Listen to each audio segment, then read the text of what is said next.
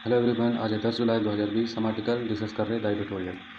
तो आज का पहला आर्टिकल है criminalisation in politics means GS paper 2 governance से आर्टिकल को रिलेट कर सकते हैं। तो सुप्रीम कोर्ट ने हाल ही में ये कहा है कि पॉलिटिक्स में अब ज़्यादातर लोग क्रिमिनल टाइप्स के लोग इलेक्टेड होने लगे। तो ये हमारे डेमोक्रेसी के लिए एक बहुत बड़ा खतरा है। तो सुप्रीम कोर्ट ने यह ऑर्डर दिया कि जितनी भी पार्टीज़ है वो जिस किसी को भी टिकट देंगी इंडिविजुअली तौर पर उनके बारे में उनके पास पूरा रिकॉर्ड होना चाहिए, पूरा ब्यौरा होना चाहिए, उनके बैकग्राउंड लाइफ के बारे में पता होना चाहिए, उनके बैंक बैलेंस पता होना चाहिए। तो सुप्रीम कोर्ट ने कहा है कि किसी भी ऐसे व्यक्ति को टिकट नहीं दी जानी चाहिए जिनकी पॉपुलैरिटी हो, जिनके जीतने के चांसेस ज़्यादा हो, ऐसे व्यक्ति को टिकट नहीं दी जानी चाहिए। देखिए अक्सर ऐसा होता है कि ऐसे व्यक्ति को ही टिकट दी जाती है, कोई सेलिब्रिटी हो, कोई खिलाड़ी हो, कोई फेमस आदमी हो, तो उनको सीट देने का मकसद ये होता है पॉलिटिकल पार्टी का कि लोग इनको पसंद कर सकते हैं, इनके फ़ैन फॉलोवर बहुत ज़्यादा है, लोगों की अटैचमेंट है। अगर इनको टिकट दे दी जाए तो लोग इनका चेहरा देखकर वोट दबा देंगे। तो इसकी वजह से देखिए होता ये है कि उनके पास ना कोई एक्सपर्टीज़ होती है पब्लिक सेवा की, उनके पास ना कोई जो है बैकग्राउंड वो होता है, वो अलग बैकग्राउंड से आते हैं, उनके बारे में कोई पॉलिटिक्स के बारे में कोई डिटेल्स वगैरह, लोगों के इश्यूज़ को भी वो नहीं जानते, लेकिन उनको टिकट दे दी जाती है और वो जीत भी जाते हैं।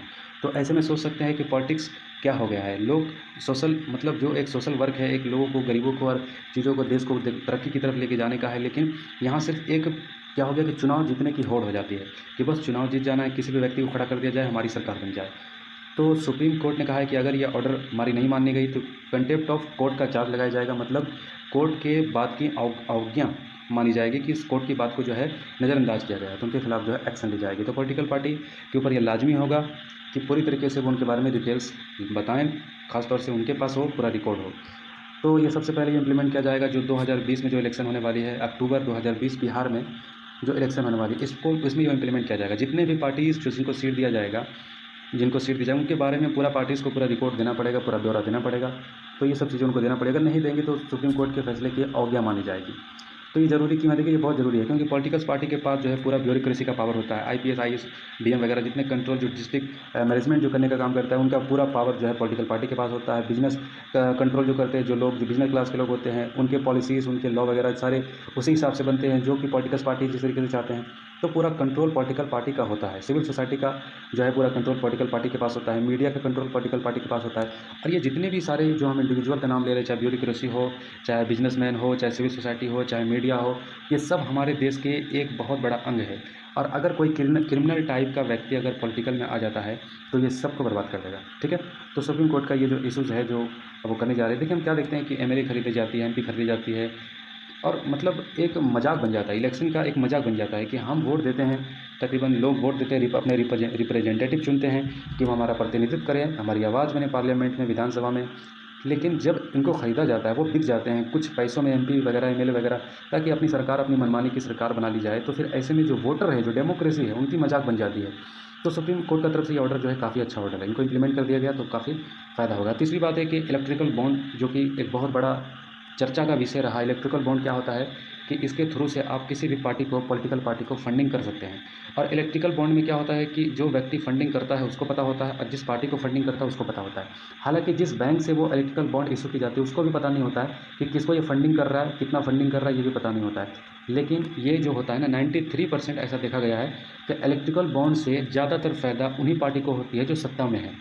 देखा गया है कि 93% केसेस में उन्हीं पार्टी को ज़्यादातर लोग वोट, उन्हीं पार्टी को जो है फाइनेंस सपोर्ट करते हैं, मतलब उन्हीं को फंडिंग करते हैं जिनके पास सरकार होती है, जिनके पास सत्ता होती है।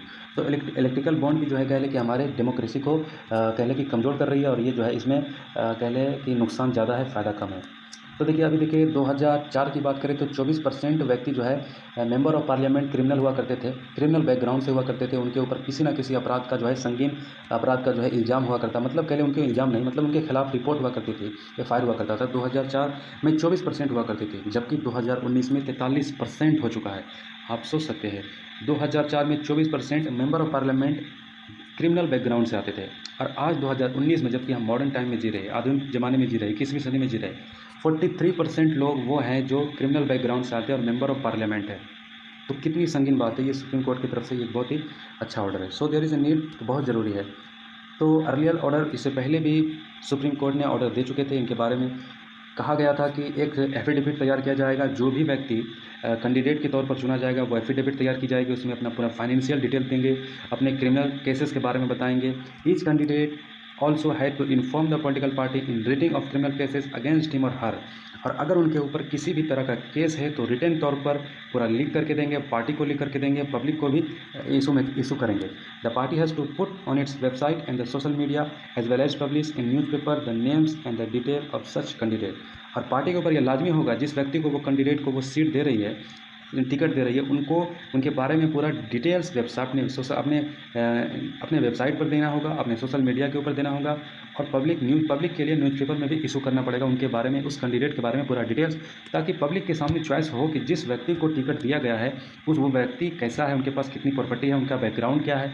तो एक तरह का ओपननेस आएगा, ट्रांसपेरेंसी आएगी, लोग के पास चॉइसेस ज़्यादा होंगे कि किन्हें वोट देनी चाहिए। ठीक है, तो देखिए इसमें लूप होल्स क्या है कि देखिए जो सुप्रीम कोर्ट ने जो बात कही थी वो अभी तक किसी भी पॉलिटिकल पार्टी ने इसको इम्प्लीमेंट नहीं किया है। यानी कि जिस तरीके से सुप्रीम कोर्ट ने अभी कहा कि कंटेम्प्ट ऑफ कोर्ट का चार्ज लगाया जाएगा, मतलब सुप्रीम कोर्ट की ना बात मानने की, अवज्ञा करने की चार्ज लगाई जाएगी, इस तरह का हार्ड एक्शन सुप्रीम कोर्ट ने नहीं लिया। This is due to the lack of information. तो इन्फॉर्मेशन में कमी थी। जिस तरीके से ये चीज़ें चल रही थी, देखिए 24% से 43% क्रिमिनल लोग, बैकग्राउंड के लोग मेंबर ऑफ पार्लियामेंट कैसे बनते चले गए। इसका वजह यही है कि जो सुप्रीम कोर्ट ने जो फटकार लगाई उसको अच्छे तरीके से इम्प्लीमेंट नहीं किया गया। तो इसके वे फॉरवर्ड क्या है, आगे इसके क्या मतलब क्या करना चाहिए। देखिए एफिडेविट होना चाहिए, जो भी कैंडिडेट है उसका पूरा एफिडेविट हो और वो सच हो, वो झूठ नहीं होना चाहिए। Prompt availability information the website, उनके पूरा डिटेल्स वेबसाइट पर होना चाहिए, पार्टी के वेबसाइट के ऊपर होना चाहिए। Wide circulation and such information to voter using all the social media tools available have to be monitored. तो हर सोशल मीडिया प्लेटफॉर्म के ऊपर उनके बारे में, कैंडिडेट के बारे में पूरा डिटेल्स अपलोड होना चाहिए, पूरा ट्रांसपेरेंसी होनी चाहिए। Compliance of the parties to the Supreme Court order to the public the details of the tendered candidates on their website, social media handles, along with the proper reason for giving them ticket have to be monitored। और जिस व्यक्ति को भी ticket दिया जा रहा है, क्यों दिया जा रहा है, ठीक है, उनका पूरा प्रॉपर रीजन आपको पूरे अपने वेबसाइट के ऊपर, सोशल मीडिया हैंडल के ऊपर आपको बताना होगा। ठीक है, सुप्रीम कोर्ट की तरफ से ये बात की गई है। तो ये सोर्स से द हिंदू में ये आर्टिकल्स आया था। तो दूसरा आर्टिकल हमारा internet freedom means GS paper 2 governance article को रिलेट कर सकते हैं। The governance decision to block Chinese app point to the vulnerability of internet freedom of a time of national security. तो 59 चाइनीज़ ऐप को हमारी सरकार ने बैन कर दिया और सरकार की तरफ से कहना था कि हम ये किसी मतलब जो हमने बैन किया इसकी वजह ये नहीं है कि जो करंट चाइना के साथ हमारे बॉर्डर इशू चल रहे हैं इस वजह से नहीं है, बल्कि इस वजह से है कि चाइनीज़ ऐप से हमारे सॉवरेनिटी, हमारे इंटरनेशनल सिक्योरिटी, आंतरिक हमारे राष्ट्रीय सुरक्षा के लिए ख़तरा है। तो ये कह करके सरकार ने ये जो है 59 चाइनीज़ ऐप पर बैन कर दिया। तो तब से एक बहस चल रही है कि national security versus digital rights, यानी कि डिजिटल राइट्स लोगों के फंडामेंटल राइट्स है। चूँकि संविधान के article number 19 right to freedom, right to speech है लोगों के पास, कि उनके पास बोलने का अधिकार है।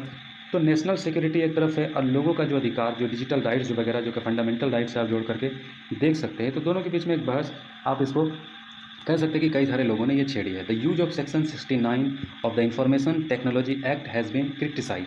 तो ये जो कदम सरकार ने उठाया है, सेक्शन 69 के अंदर ये आता है कि सरकार को अथॉरिटी है technology act, information technology act, ये 69। हालांकि ये एक्ट जो है काफ़ी क्रिटिसाइज एक्ट है, इनको पहले भी काफ़ी आलोचना इस एक्ट की हुई है। तो section 69 has limited set of defined ground under which the government can take action. तो देखिए कि ये सवाल है कि 69 जो है डिफाइंड ग्रांट करता है कि गवर्नमेंट जो है एक्शन ले सकती है, ख़ास तौर से जो उनके कह लें कि जो सरकार के लिए जो है इश्यूज़ है उनके ऊपर सरकार एक्शन ले सकती है। Section 69 A censorship power controversial on that is not well design to protect the people's right. तो सेक्शन 9 क्या है, सेंसरशिप पावर है। जैसा कि सेंसरशिप पावर समझ रहे ना, पाबंदी लगाने की पावर, जैसा कि ऐप्स के ऊपर सरकार ने पाबंदी लगाई है, तो 69 के अंदर ये हुआ है। तो कंट्रोवर्शियल है मतलब वेल डिज़ाइन नहीं है, इसके बारे में डिफाइन नहीं है, पीपल्स राइट किस तरीके से इसके बारे में डिटेल्स जैसा होना चाहिए वो नहीं है। तो invoke 69 the must be the genuine national security risk the necessity. तो 69 के अंदर ये बात होनी चाहिए, ये डिफाइन नहीं है कि नेशनल सिक्योरिटी, अब किसी भी बात पर नेशनल सिक्योरिटी का रीज़न नहीं दे सकते। नेशनल सिक्योरिटी का रीज़न भी बिल्कुल नेसेसिटी होनी चाहिए, बिल्कुल सच होनी चाहिए, बिल्कुल आवश्यक होनी चाहिए। अति आवश्यक नहीं है तो बिल्कुल इसकी बहाना नहीं बनाई जा सकती है। तो गवर्नमेंट इसको क्लियर नहीं करती। India is a constitutional democracy. देखिए ये सवाल हम क्यों खड़ा कर रहे हैं, हम ये बातें क्यों कह रहे हैं कि नेशनल सिक्योरिटी और फंडामेंटल राइट और 69 एक्ट के तहत जो ये सरकार ने एक्शन लिया है, ये 69 एक्ट पूरी तरीके से डिफाइन नहीं है किस तरह के नेशनल सिक्योरिटी को प्रोटेक्ट करने के लिए सरकार 69 एक्ट का इस्तेमाल कर सकती है। तो बात यह है कि हमारा देश एक एक संवैधानिक और एक लोकतांत्रिक देश है, ठीक है। तो हमारे देश में क्या है ना कि सिविल राइट्स जो है एक पॉलिटिकल राइट है, ठीक है। और universal declaration of human rights की तरह हमारे देश में जो है लोगों के पास बहुत ज़्यादा कह लें कि फ्रीडम ऑफ राइट्स, और हमारी कॉन्स्टिट्यूशन के तहत आर्टिकल नंबर 12 से लेकर 35 तक ये पब्लिक राइट को ही डिफाइन करती है। और ऐसे में एक एक्ट के तहत उठा करके सवाल कि नेशनल सिक्योरिटी है, तो सरकार इसको डिफाइन करनी पड़ेगी, इसके डिटेल्स देनी पड़ेगी, इसके बारे में चीज़ों को डिफाइन करना होगा। सिर्फ मतलब ये कह लें कि चूँकि कॉन्स्टिट्यूशन को, डेमोक्रेसी को जो है बिल्कुल हल्के में नहीं लिया जा सकता है, ठीक है। तो बात है कि पार्ट है इसके कई सारे, for a government to block service and access to content on tech concept that may introduce upon people fundamental right. तो जो बातें हमने कही, the require action that is very clear. सवाल है कि सरकार देखिए स्टेप अगर लेती है तो जो ह्यूमन राइट्स डिक्लेरेशन है वो बिल्कुल जो सार्वभौमिक है, इंटरनेशनली तौर पर जो एक कह लें कि एक सार्वभौमिकता जो होनी चाहिए, जो एक ट्रांसपेरेंसी होनी चाहिए, वो क्या होना चाहिए, वो बिल्कुल क्लियर होनी चाहिए कि आपने जिस वजह से जो एक्शन लिया है वो बिल्कुल क्लियर होना चाहिए, ठीक है। और the could not have been done by the least interesting means that follow standard the necessity and proportionality. कोई छोटी मोटी रीज़न, कोई छोटी मोटी वजह देकर के आप इतना बड़ा फैसला आप नहीं ले सकते। और जैसा कि फंडामेंटल राइट को प्रोटेक्ट करने की बात सुप्रीम कोर्ट और हाई कोर्ट के पास है, ठीक है। तो ये सिक्योरिटी ग्राउंड भी बिल्कुल क्लियर होने चाहिए। तो क्रिटिसिज्म यही है, गवर्नमेंट ने कहा था क्या कहा था गवर्नमेंट ने कि साइबर सिक्योरिटी बहुत मस्ट है। और पुट्टास्वामी केस में कहा था सुप्रीम कोर्ट ने कि प्राइवेसी जो है लोगों का फंडामेंटल राइट्स है। और censorship around national security and the geopolitical concern have invested to result in the censorship administrative action. The test of the whether this proportionate restriction may not have been made. तो supreme court का जज जैसे Anuradha Bhasin case में क्या था, अनुराधा भासीन ने जो stock down किया गया था 370, और वहाँ पर लॉकडाउन जब लगाया गया था 370 और धारा 370 और 35 से हटाने के बाद, तो काफ़ी लंबे दिनों तक वहाँ लॉकडाउन और ये सब इंटरनेट शटडाउन वगैरह। तो ये कहा गया था कि ये इसको ब्लॉकिंग जो की गई है, लोगों की लिबर्टी भी तो इससे हट हुई है ना। तो एक तरह का आप इंटरनेट शटडाउन कर रहे हैं, लेकिन इससे जो और भी इशूज़ जो उससे जुड़ी हुई कितनी सारी चीज़ें हैं जो हमारे संविधान में लोगों को दी गई है, आप उससे भी जो है लोगों को महरूम कर रहे हैं। और सरकार जो कह रही है कि नेशनल सिक्योरिटी के चलते सरकार ने ये कदम उठाया है, तो सरकार ने जो कदम उठाया तो दोनों के बीच में एक संतुलन होना चाहिए, दोनों के बीच में एक बैलेंस होना चाहिए, ठीक है।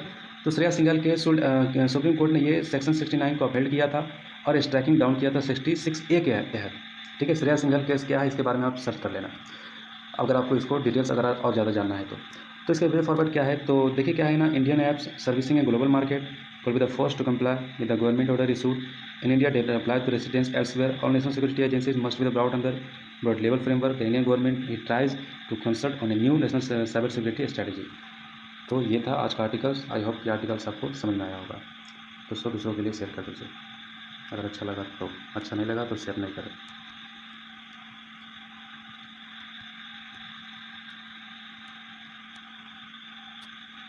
Thank you.